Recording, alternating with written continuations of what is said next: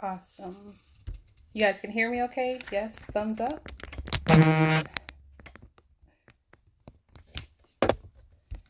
Awesome. Awesome. So, good evening, everybody. I just want to welcome you and thank you for tuning in. I am here representing my church, New Life Powerhouse Church of God, where our pastor is no other than Dr. Pastor Katie Haynes, aka the Poetic Pastor. If you have not heard her, you're really missing out. She's very excellent. I just want to thank her today for giving me this opportunity to come on and to talk with everyone. Awesome. Thank you. Thanks. I'm so glad you can hear from me. So, if you don't know, I am Denise Solomon. I am a licensed mental health counselor here in the state of Florida. I have my own practice. I have been a therapist since 2012.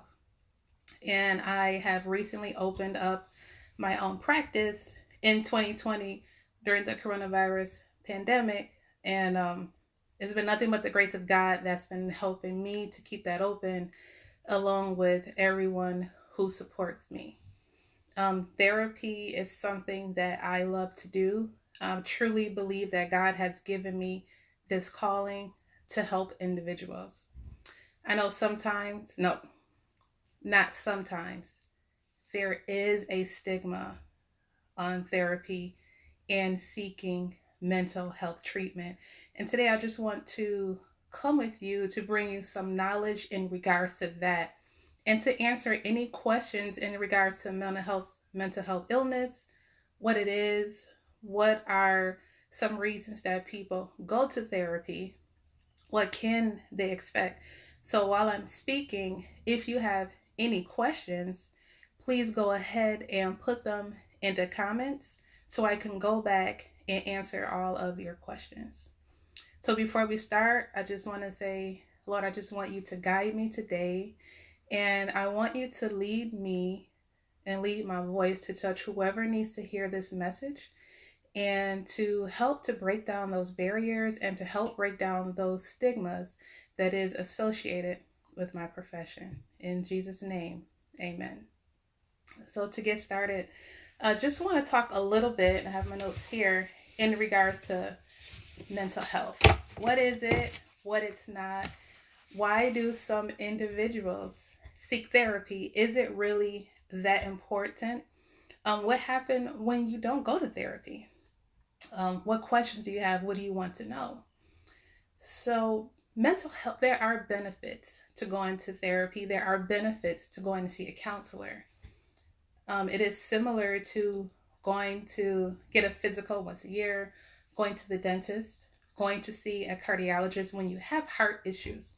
So when you do have mental issues, which is your emotional, mental well-being of the mind, it is okay to just have a checkup or a check-in. We are not hungry for money to say, yes, you have this, so you have to come and see me every week, every 2 weeks, or every month. No. If you're fine, you're fine. If you want to come in just to see, come in just to see. We're normal people. If you know me, you know we're normal people. You know, I am silly. But mental health, again, like I said, is your well-being. Now, when mental illness comes into play, that affects the way people behave, the way people think, and the way people interact with others. We have seen many times on the news, for example, mass shootings. We understand that's wrong, that's bad, totally out of character. So that person, you can say, have a mental illness. Now I'm just using it as an example. I'm not saying everyone that does it does, but you can see a point where a person is looking at a situation and really thinking about what can I do and brainstorming, getting help, and then taking matters into their own hand and getting a gun and ending multiple individuals' lives. That is the difference between mental health and mental illness. Mental illness is when it really affects someone's actions. It really affects someone's character. It really affects someone's thought process. You may or may not know individuals who have schizophrenia. If you see a person on the street talking to themselves, you're looking like, now we know something ain't right. Something ain't right about that. However, if you see someone drunk with a bottle in their hand on the street talking to themselves, your thought is, oh, they're just drunk. My therapist's mind says, you know what? It's better to drink to self-medicate and talk to yourself and talk to whatever you're seeing and hearing than to not be drunk and walking down the street doing the exact same thing. That's untreated mental illness. Untreated mental illness. Many individuals attempt to diagnose themselves using Dr. Google or whatever, they believe their friends are telling them they have because they use Google as well. Many individuals self-medicate. Many individuals smoke marijuana to just calm themselves down because they may have high anxiety.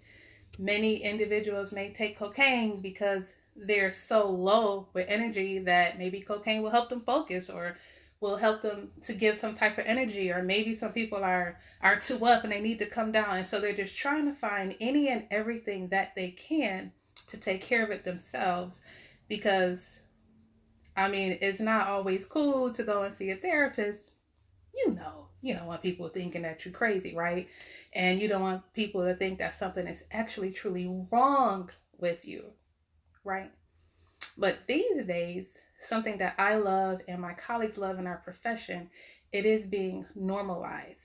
Because when you go and see a therapist, it does not always mean that something is wrong with you. It just means something is happening to you and you are experiencing something and you're trying to find some answers. We are not always meant to be happy all of the time. We experience grief. We cry. We do experience excitement, so we're happy. We experience pain. I was in a car accident that hurt, and I was in a car accident, and yet, no, we experience a multitude of emotions, and there are times where we don't know how to handle the negative stuff because we don't want to be here. We don't want to experience this hurt. We don't want to experience this pain. We just want it to go away. Go let somebody else have it. Why is this happening to me? A multitude of things that, we have all these questions. It is okay to question, but learn how to deal with it in a healthy way. Learn to know what it is and how to deal with it. I recently met someone who stated they finally have been diagnosed. I was so excited for them. They said, why are you excited? Because now you know what it is. Now you know how to handle yourself. Now you know how long you will or will not have it. Now you know what medication you can take or can't take. Now you know how to live your life. There are so many individuals in this world, on this earth, who have a mental illness and you will not even know it because they know what it is. They have learned what to do, what not to do, and they're able to have a normal life because they are doing everything they need to do. God has given us all of this knowledge. God has given us all of this knowledge and these gifts to go ahead and take care of ourselves. We run to the doctor when something is happening. You guys can run to us when other things are going on. Like, we are bound to confidentiality. We don't tell anyone's business. We keep it to ourselves. Like, we are professional secret keepers. We keep it. We hold that space for you. We're looking for you. And we are so glad when individuals come in to seek therapy. Some reasons people come in for therapy: anxiety, depression. Some individuals have bipolar. Some individuals are schizophrenic and they need to learn how to handle other things that's happening in their life. Individuals come in because they're not sure if they're making the correct decisions. People have eating disorders, trauma, ADHD, family problems, marriage problems, adulting, because maybe they weren't taught or they don't know how to handle certain things. Again, like we mentioned earlier, emotions, not sure how to handle different emotions, not sure if they're making the correct decisions, not sure what to do. We have so much experience, those of us who are older, and we already know what to do. But you have these young people that are coming up who are really looking for answers. They're looking for someone who's not going to judge them. And they're looking for someone that's going to be honest with them, open and genuine. And someone who's not going to go run and tell their business, to other family members or to other individuals to attempt to take advantage. So what I do as a therapist is I teach individuals different coping skills.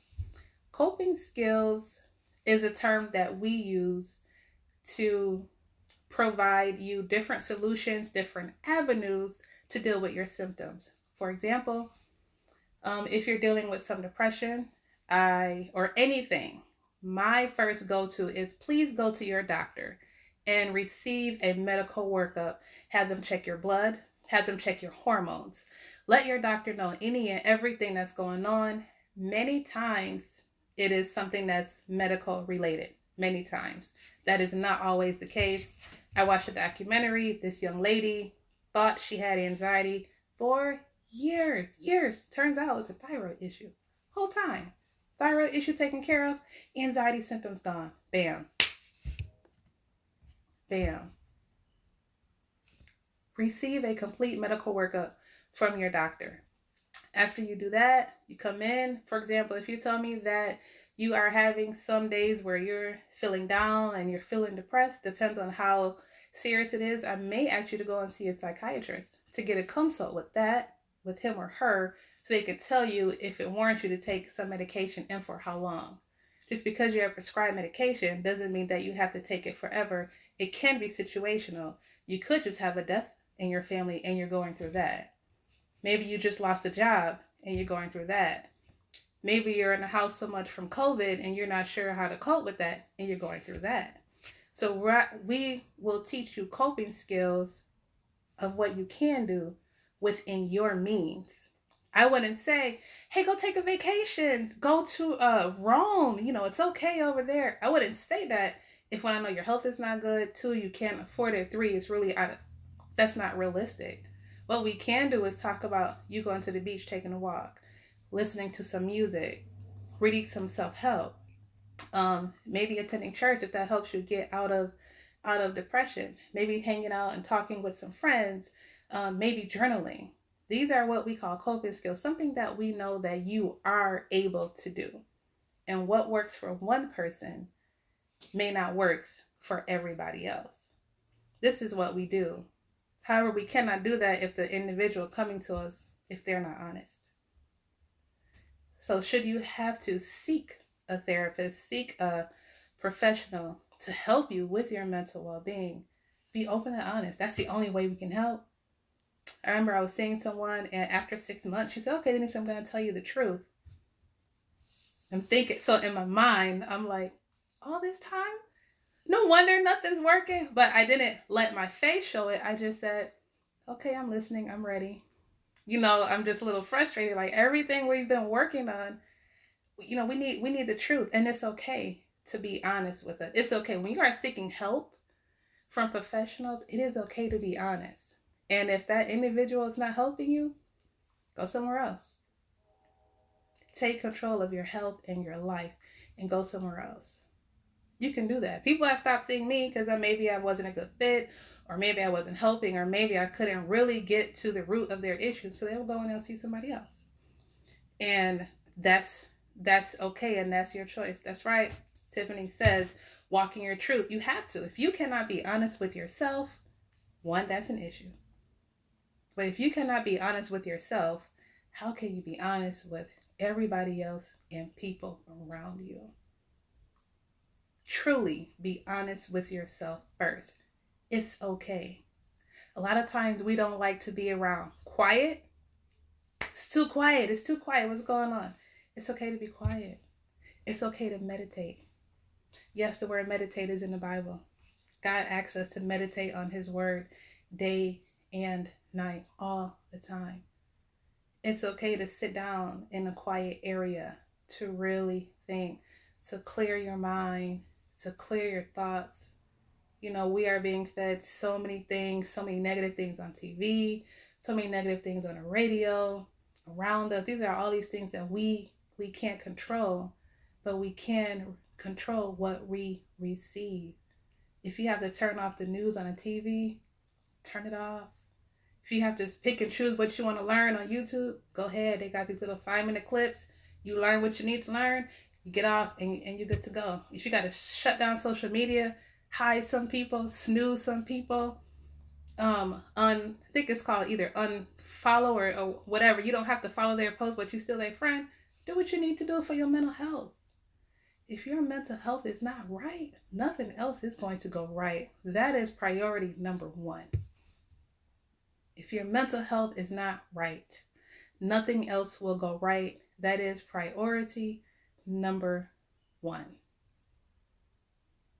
Priority number one. Something that you have to do that is non-negotiable. For example, if you have a headache or a toothache, what are you doing? Laying down. Why? Your body says lay down. Oh, I can't do it. Oh, my tooth hurt. I need to lay down. I'm in so much pain. You're going through the whole day and you're thinking negative, bad, negative. How can you be productive and get some things done? You will drive yourself insane. You'll drive yourself into a mess. You will drive yourself to do certain things and actions that you don't want to do. All because you are trying to have control. Trying to have control. Correct. Tiffany says, transform your mind. Transform your mind. It is in the word. The Bible says, think on everything that is pure. Think on thoughts that's lovely. Think on thoughts that are of good report. Think on positive things. So many positive affirmations. You can find them in the Bible as well. It's there. It's for us. It's definitely for us. He left us that to go through and to look and to follow. He left us that. My favorite thing to discuss when it comes to mental health is talking about self-care. Talking about what I call radical self-care, that is taking care of you first. Some people will see it as selfish. However, they're not in your mind to know what you are experiencing, what your body is experiencing. When we are on the plane, they say to put the mask on ourselves first. If I'm trying to help my children around me and I don't have my mask on and I need the oxygen, what's going to happen to me? It's going to happen to my children. I have to make sure that I am okay. I have to make sure I'm in good health. I have to make sure that I'm eating well, I'm exercising, drinking my water, minding my business. If I'm not taking care of myself, how can I be the wife that my husband needs me to be?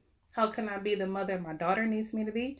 How can I show up for me and myself and my business if I'm not taking care of me? How can I come and I minister to you? How can I if I'm not taking care of myself?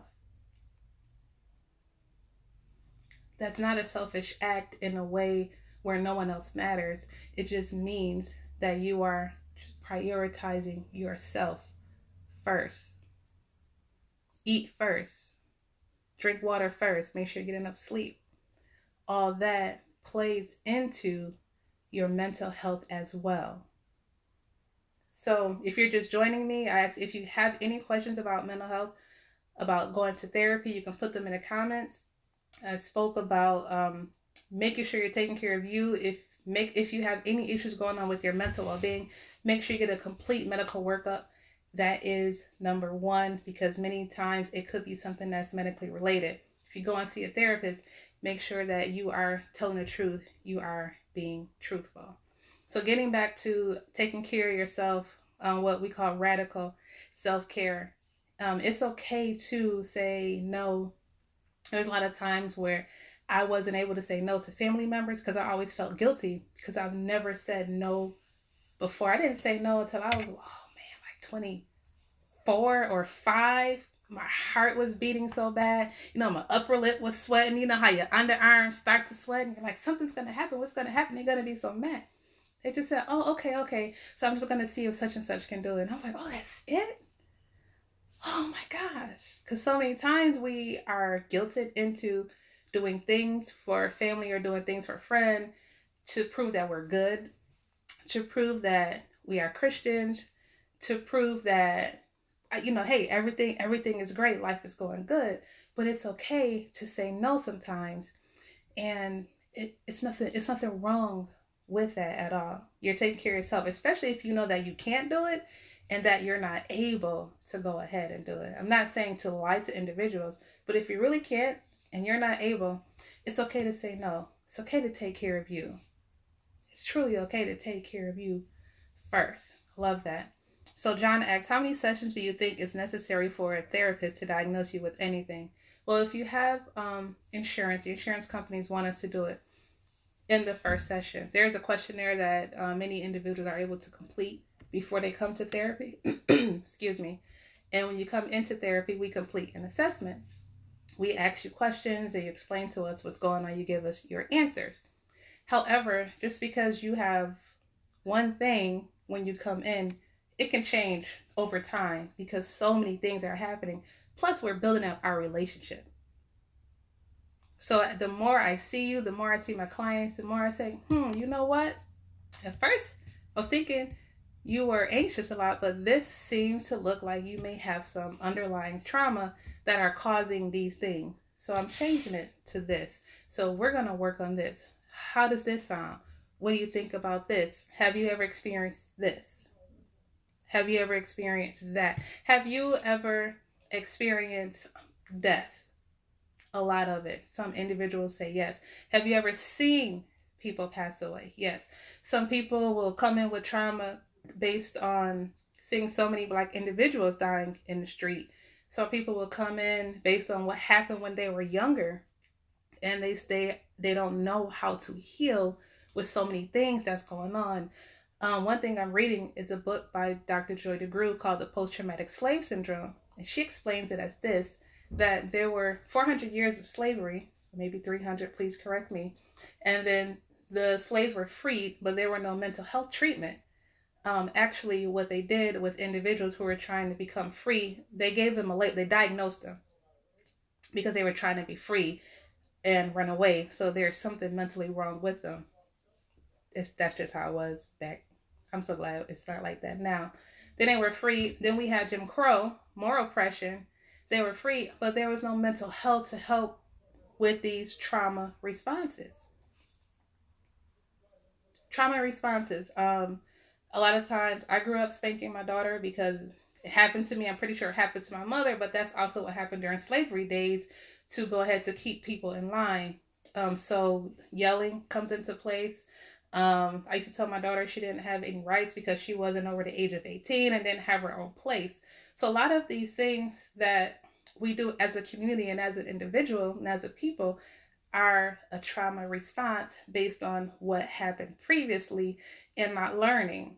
I remember a few years ago, Adrian Peterson, he played for the Minnesota Vikings, I think, and he spanked his son with a switch and they arrested him. So in my mind, I'm thinking what could have happened is education, because this is how some individuals grew up. This is what he saw, this is what he experienced, and this is what he passed down. So at some point, the education piece needs to come in. Okay, so to answer your question, John, yes, you can have one diagnosis when you come in, and you can have a different diagnosis all during. And when you get better, the diagnosis does change because you don't stay in therapy and have the exact same without something changing. The goal is to get better so you are able to handle when these symptoms come again. You understand? You are able to do that. So Teresa says she was forced to retire from being a police officer after 20 years of being diagnosed with PTSD. Being involved in a shooting, sustaining injury, it affected her tremendously. Yes. Awesome. And she sees a psychiatrist and a therapist regularly. Yes. PTSD, what we call post-traumatic, I was going to say the book, I'm sorry. PTSD, you know what it stands for, sorry. Post-traumatic stress disorder, thank you, does not only happen to military vets, it happens to individuals. Some children will have it. If you notice, some children, some teachers may think it's ADHD, but ADHD looks like PTSD, looks like anxiety, looks like somebody is hungry and didn't get enough sleep. It looks like all of that. It looks like, and when you're in that situation, you're not They're not therapists to say, oh, let's see, let me get my papers out. No, we're trying to figure out like what's going on and what is happening. Why is this kid acting this way? And maybe they have ADHD or they can't sit still, or maybe they just can't read. And the only way to get out of that is to have a behavior so you get sent out of the room so you can get sent home. In essence, guess what? You don't have to do any work. And no one knows that you can't read, write, or spell your name. No one knows that. So yes, there is a lot to going to therapy. There is a lot to seeking help. It's okay to ask for help. It's really okay to ask for help. And that, again, that's part of taking care of yourself, because if you can't take care of yourself, how can you help other people? You can't. How can you work with the calling and the gift that God has given you? You can't. If I don't take care of myself, I cannot fully take care of the clients that I serve. I can't minister in my calling because I'm not taking care of myself. I have to take care of myself. And I love when any pastor go on vacation, because I refuse to have any pastor that I know pass out in the pulpit because they are not taking care of themselves. I know COVID stopped that, but I pray for every pastor, minister in the gospel. Please take a vacation. Please. Because we tired. There have been so many pastors committing suicide because they're depressed, falling out because they're not taking care of themselves. We need y'all healthy. We need y'all healthy. I need my pastor healthy. I love my pastor. I need her healthy. Pastor, I need you healthy. When you taking your vacation, I really do need y'all healthy. Let's see. Can PTSD happen someone close with someone who was diagnosed with? There could be something, John. There's something called vicarious trauma. For example, you haven't experienced it, but you know someone who has, and that affected you so much that you are now experiencing some of those symptoms. That's what's called vicarious trauma. So if you have PTSD and I'm next to you, I can't have it, but I can have the vicarious trauma. So I've seen you get into a car accident. I'm traumatized because I saw that car accident. Many individuals were traumatized when they saw George Floyd die. And then when you play that over and over, you're rehashing that trauma all over again. Like what are you doing? You're re-traumatizing these individuals again. Now, these individuals not knowing that it's PTSD, not knowing that they can go and get help, not wanting to seek help because of the stigma, but you keep playing these narrative and these things over and over and showing these things over and over and over again on TV. We become affected by it. And not everyone is in a good mental condition to respond appropriately. So take care of yourself. Put yourself as a high priority to take care of yourself. I recently shared an article on Facebook. Mothers, children, love the children. We love our children. We'll absolutely do anything for them. It's like a mother's job is never done. However, running an errand is not self-care. It's not getting a break. Leaving the house to go to work, that's not a break either. Taking a shower, that's not a break. Going to the bathroom, definitely not a break. Because as you know, them kids will sit right there by the door. They want to take a shower too. They have to go to the bathroom too. They will call you when you leave the house, etc., etc., etc. You have to unplug from the children at times so you can go and you can recharge and you can come back to be the best mom that you can be. There's no such thing as perfect mother, perfect father, a perfect anything, because we are still alive and we are still making mistakes. There's no perfect. So many people have anxiety because they want everything to be perfect. And then when it's not perfect, woe is me, life is over. I don't want to be here. I can't do this. Like, hey, calm down. What's going on? It's not perfect. Well, you never did it before. Remember, a thing is only new one time. You don't get a chance to take the exact same test over again. So you have to study. Okay, so perfect your studying habits. And like she said, no one is perfect but the Father. It's the only one that's perfect. We can strive to be as much like him as we can. However, please don't let that make you so anxious that If you do not write the letter W perfectly, your world is ending. That's not healthy. That's not healthy at all. Prioritize yourself. Put yourself work first. Have your boundaries in place. If you don't know what boundaries are, write out a list of standards that you have for yourself, for your family. What do you accept? What does your family accept? Is it okay if someone challenges you? Is it okay if someone asks you a question? How do you feel about confrontation? Is it okay for someone to continuously take advantage of you? Where do you draw the line? These boundaries are, where do you draw the line? What are your values? Once you're able to list that for yourself and you list that for your family, share these boundaries with your children. Teach your children how to have these healthy boundaries, because they don't know if you do not teach them. Please do not assume your children are taught everything in school, because they're not at all. No one will care for your children like you. Please teach this to your children. Once you have written down the standards, make it into a family mission. Talk about it. Discuss it. Allow your children to ask you questions. Allow them. People may not like it, but you have to do it. And if you don't do it, your children will learn to allow everyone else to walk all over them. Your children will learn how to apologize for speaking. Your children will learn how to get into these unhealthy situationships and relationships. And then eventually your children will find their way to me. And then we will work on healing. Correct. Not everybody will, you're right, Miss Small. Not everybody will understand your symptoms. Everybody will, you don't have anything. It's okay. Why you always exaggerating? Oh, here she come. Bet not blow up any fireworks. Oh my gosh, she gonna be so anxious. Please don't have.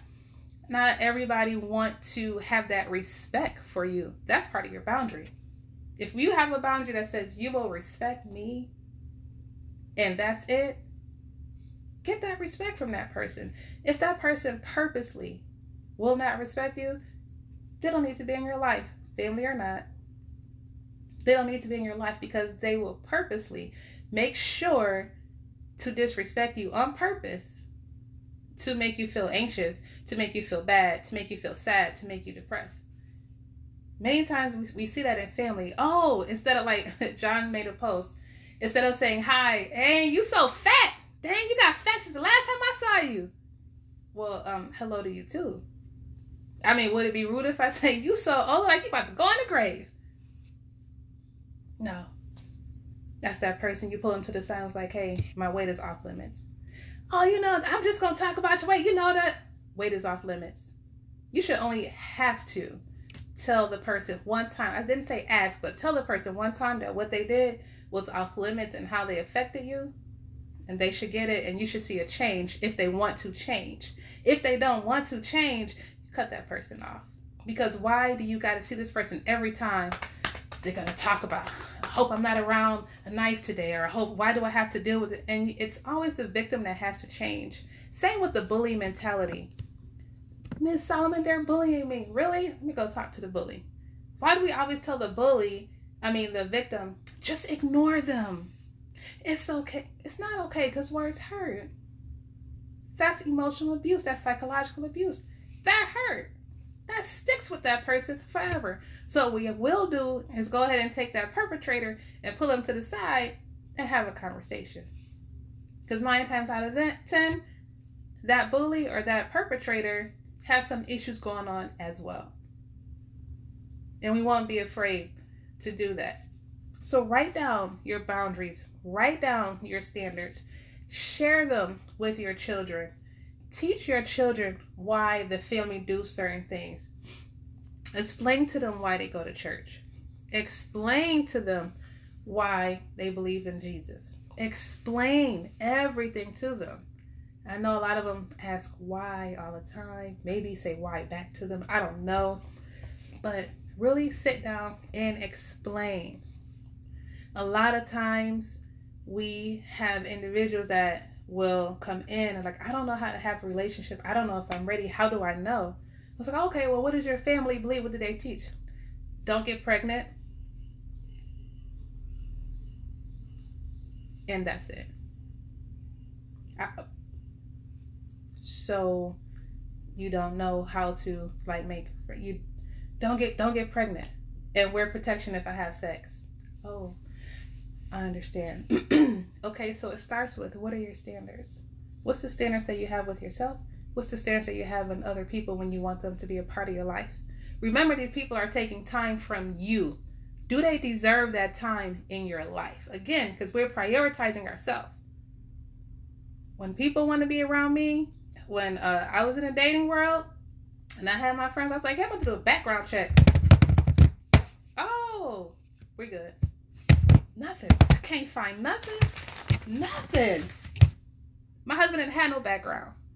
So that was check. All right, so let me go see what's going on.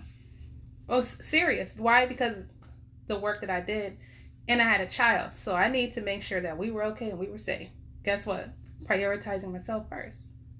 It's okay to do that. Don't be afraid to do that. Write down that list of standards you have for yourself. Write down a list of standards you have for that person that you want to bring, that want to be in your life. Do they pass the test? What can you check off? Teach your children to do these same things. Teach them to do it when they're measuring friends, just peers. Is someone taking advantage of you? Are they always coming over because they know every 2 weeks you go to the movies and they just want to hitch a ride to the movies? Are they coming over on the days that there are no movies? Are they still checking on you during the week? Or are they using you? Teach your children about that. Teach yourself about that. Do they have a need from you, or do they want to be in your life? Learn about this and then teach your children. That way, when you're talking to your children about sex, really talk to them about sex. It's okay. Talk to them about a relationship, whether they want to have a boyfriend or girlfriend. I even have parents that say, hey, my child want to have a relationship with the same sex. Okay, got it. So what? Let's work on that. Why? Because it happens. I mean, it happens. Teach her, or show her some books. Show him or her some books. Like, there are people who are attracted to the same sex but don't act on it because they know it's a sin. That's not something that they want to do. But teach them what to do. Teach them still. Take that same training. Take those same list of standards and hold it up against everybody who wants to be a part of their life. Train up a child in the way that he should go so that when they are old, they will not depart. So when that child is 30, 50, 90, they have these same standards. Especially train them when they are 13, 14, 15. Train them so that when they are 18, 19, 20, 21, 22, and they want to go live on their own, they will know what to do. They will not be afraid of their boss. They will know how to speak to their boss with respect and demand respect from their boss. I remember yelling at a boss. I didn't care because I'm going to give you that same energy that you was giving me. I did that before. I'm not saying I'm proud of it, but what I needed people to understand is because I look young, you cannot treat me like a child. I'm an adult. We can talk. The Bible says, come, let us reason together. And if you have an ought against your brother, go and get it right. It's okay to go and get it right. It's okay to have a conversation. It's okay to have a healthy confrontation. Not all confrontation mean fight. And if you're over a certain age, if you're over 30, and you throw in hands, that person don't need to be in your life. That mean they already got a list of charges and they ain't got nothing going on and they have nothing else to lose. Seen it, just saying, seen it doesn't mean that you're scared.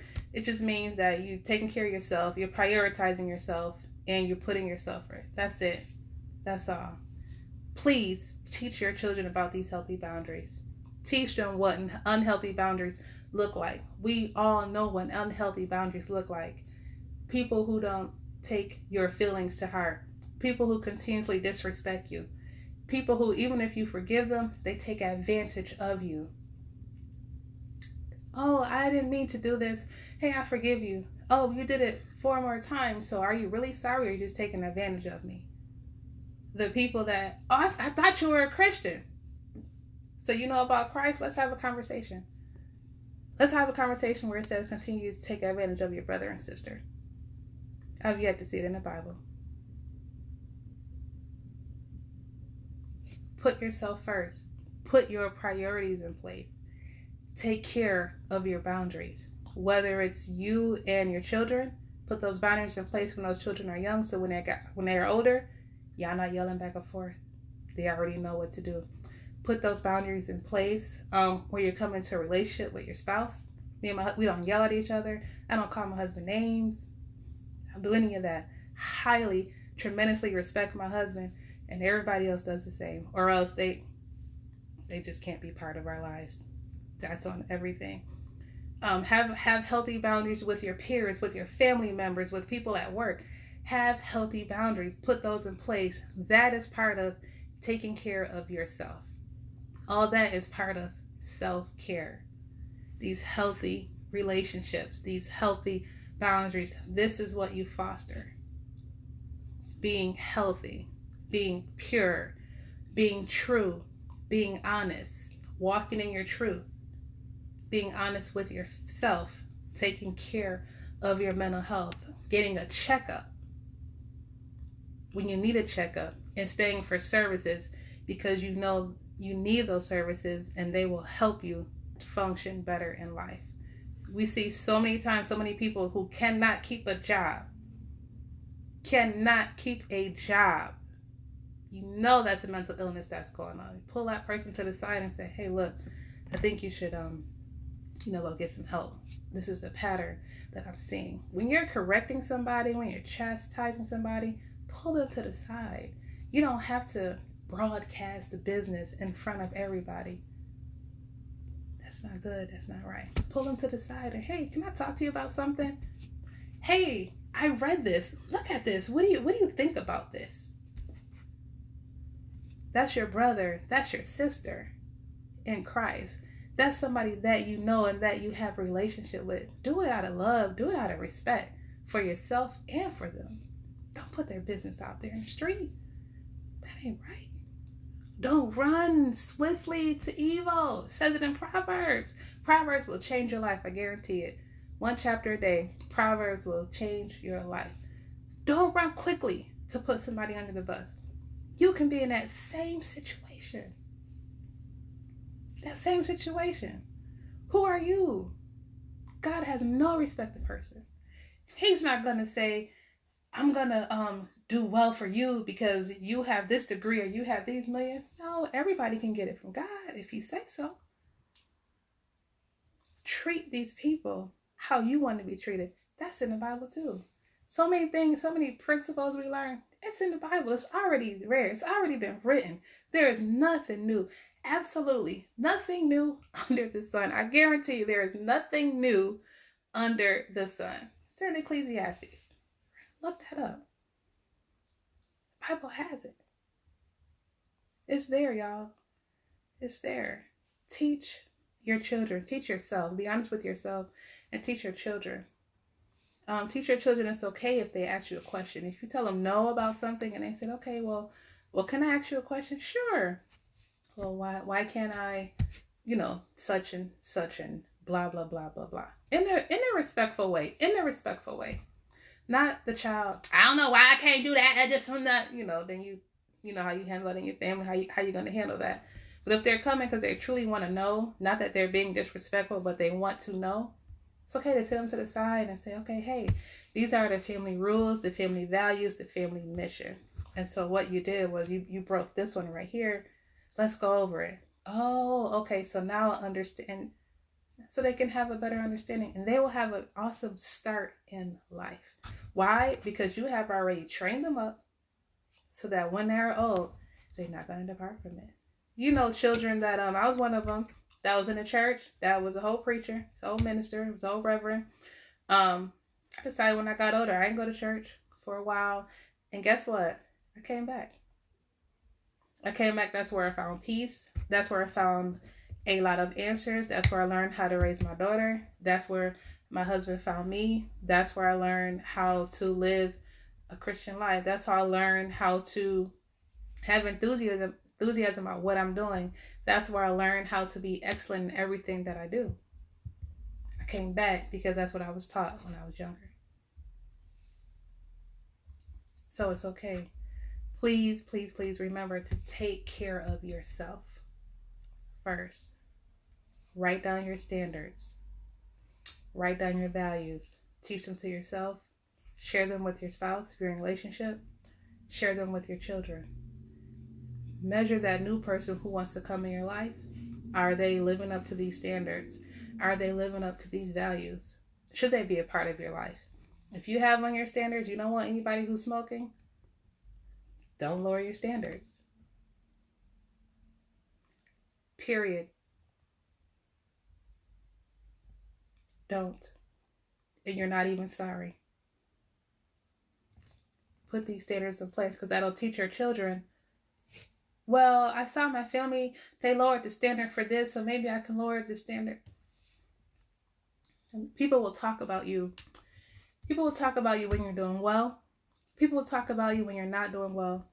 People will talk, they're just going to talk about you. People, they're just going to judge. We can't keep our eyes on people. We hear so many people that state, I'm not going to church anymore because they was talking about me or this, that, and the other. We continuously go back to Wendy's when they get your order wrong, Walmart when you buy stuff from them in a break, to the club even though they just had a shooting a few hours before, but you back there, the same night. Certain cars, we always just make excuses, and we will make time for what we want to make time for. Make time for you. Make time for you to take care of yourself. Make time for you to meditate. Make time for you to write down your list of family values so you can teach it to yourself and to your children. Make time and evaluate the relationships that you have in your life. Are they worth being in your life or not? Make time to get your relationship with God in order. Make time for that. Make time for exercise. Make time for your health. If you don't make time for it now, you're going to pay for it later.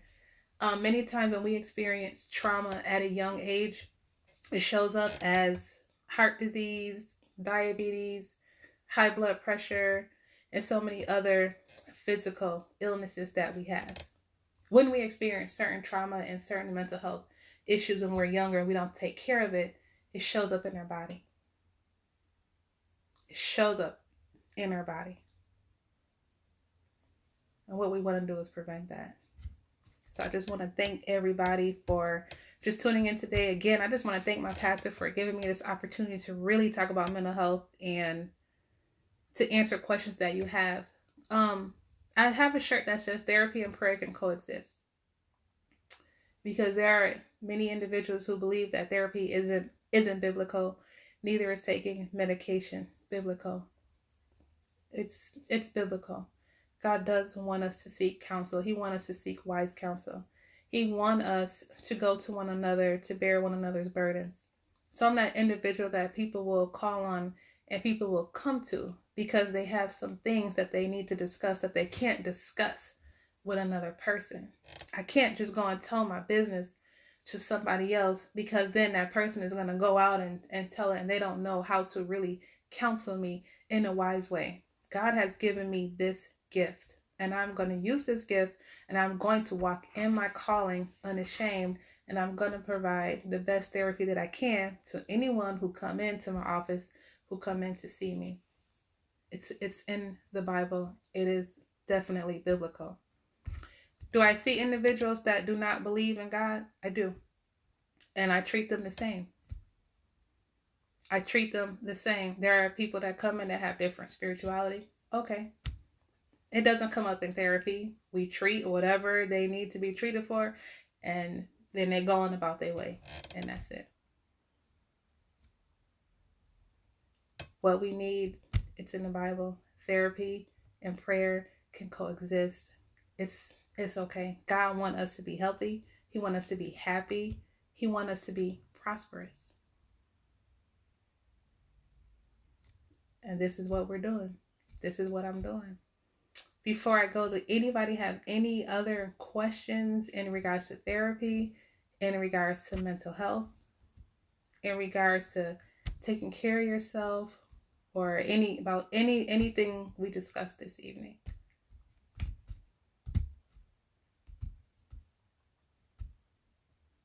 So if not, you know how to contact me.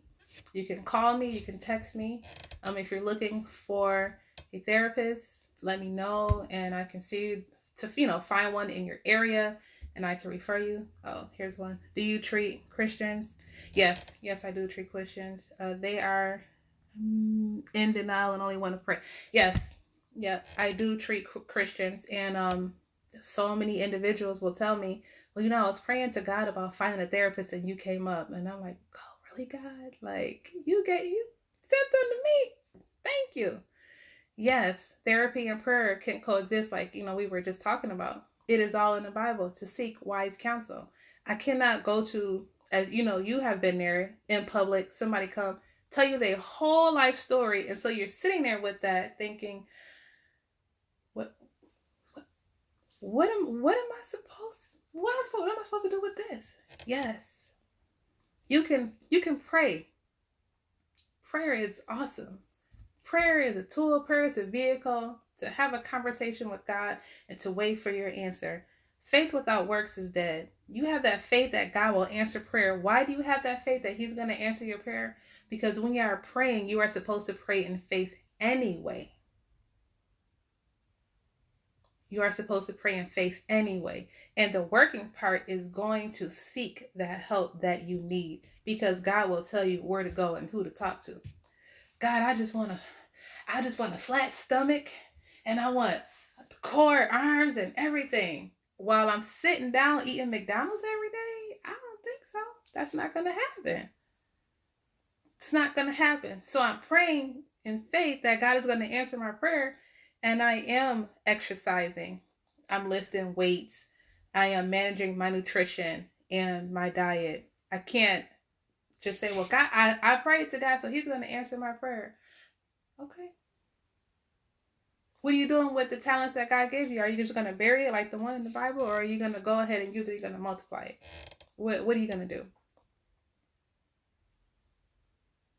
We have to prepare. There is work to do. There's work to do. Awesome. I'm so glad. That's right, Pastor. It's okay. Pray. God answers prayer. We are praying in faith. If you are close to Him, He's going to answer you. He will answer you. We can pray. You can have a therapist. God did not give me this gift to only treat the people in the world and not people in the church. He gives us these gifts that are unrepentant. He gives us these gifts. I refer people, if I'm working with someone and I say, you know what? You don't need a therapist. What you may need is a life coach. Somebody to help you work on certain goals that you have. Somebody to help you get there. Got that too. Like I said, we're not hungry for money. We're really out to really help you move through whatever that issue is, so you can just go ahead and be great. We want everybody to be great. Faith without works is dead. You cannot continue to say it's going to happen without moving and making it happen. You can't. Daily and regular counseling is needed, as well as meditation and medication. That is correct. That is correct. Every day. Take time out to meditate. Take time out to pray. Take time out to read your Bible. Seek godly counsel. Godly counsel. Not the gossipers. Not them. But godly counsel. God will lead you. Who do you need to speak with? That person will speak with you. That person will encourage you. That person will pray for you. That person will tell you what the Bible says. And that person will say, hey, this is what you can do. And that person will not go and tell your business. Godly counsel. If I call someone and say, hey, sis, I need you to pray for me. Okay, cool. Sis not going to ask why. Sis not going to ask for what. Be specific. Sis is not going to be nosy. Sis is going to pray. She's going to pray for me. That's it. God already knows. When there are 2 or 3 gathered together in his name, touching and agreeing, he's going to be in the midst. So when someone calls you to pray, pray. That's it. Just pray. Seek godly counsel. Meditate on his word day and night. Take your medication if you need to take medication. Go and see a therapist if you need to see a therapist. You're not sure? Message me. Call me. I will tell you the right way. I'll tell you what you need to know. And I will send you to somebody who you need to go and see. I got so many people. And I won't know if you contacted them or not. We don't talk about it. We just do what we need to do and we just keep it moving. And I'm so glad that God has put us out here to do this awesome work. So I just want to thank you again. Again, I want to thank my pastor. She is Pastor Dr. Katie Haynes. She is the pastor of New Life Powerhouse Church of God. She is also the poetic pastor. And I do love her and I thank her for giving me this opportunity to come on and to speak with you. Miss Small, what'd you say? Yes. The first step is acknowledging that you need a mental health checkup. Correct. It's just a checkup. It's just a checkup. We talk to people all the time. Just come in and just have a checkup. Like my brother said, a lot of us have EAP benefits. It's free. Free therapy. They pay for it. They pay for it. Nothing comes out of your pocket. Check with your insurance company. We have so many benefits with your insurance company that you may not even know exist. EAP, Employee Assistance Program. Tell them, like, hey, do you take EAP? Yeah. Awesome. I take EAP. Okay, yeah. What I need to do? Tell me this and they'll take care of it. Nothing comes out of your pocket. We meet for a few sessions and we'll let you know from there if you need more or if you don't need more. That's it. Please don't perish because we lack the knowledge. We want everybody to be healthy. We want everybody to be great. So again, thank you. I love you. Thank you for tuning in. Thank you for listening. Inbox me. If you have my number, go ahead and message me, call me. If I can answer any other questions, I'll be more than happy to do so. Thank you.